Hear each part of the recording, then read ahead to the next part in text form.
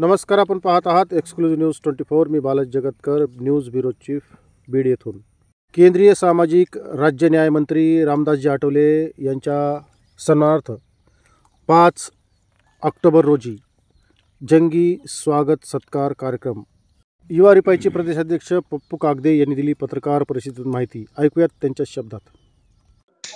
केंद्रीय मंत्री माननीय रामदासजी आठवले त्यांच्या मंत्रिमंडळामध्ये तिसऱ्यांदा समावेश झाल्याबद्दल 5 ऑक्टोबर रोजी आम्ही भव्य दिव्य असा ऐतिहासिक सोहळा बीड जिल्हा रिपब्लिकन पार्टी ऑफ इंडियाच्या वतीनं ठेवण्यात आलेला आहे। आम्ही 3:30 ते 4च्या दरम्यान 5 तारखेला राजूर ते शिवाजी पुतळा अशी भव्य मिरवणूक आयोजित केलेली आहे आणि त्यानंतर सत्कार सोहळ्याचं जे आयोजन केलेलं आहे त्या ठिकाणी तो कार्यक्रम होईल आणि बीड जिल्ह्यातून या कार्यक्रमासाठी हजारो लोक उपस्थित राहतील। एवढंच नाही तर त्या दिवशी रिपब्लिकन पार्टी ऑफ इंडियाचं भव्य शक्ती प्रदर्शन होईल। विराट अशी लोक येतील आणि शक्ती प्रदर्शन या निमित्ताने करणार आहोत।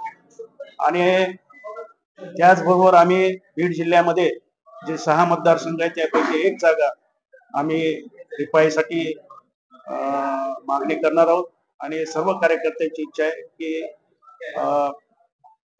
6 मतदारसंघापैकी 1 रिपाईला जागा मिळावी अशी कार्यकर्त्याची मागणी आहे।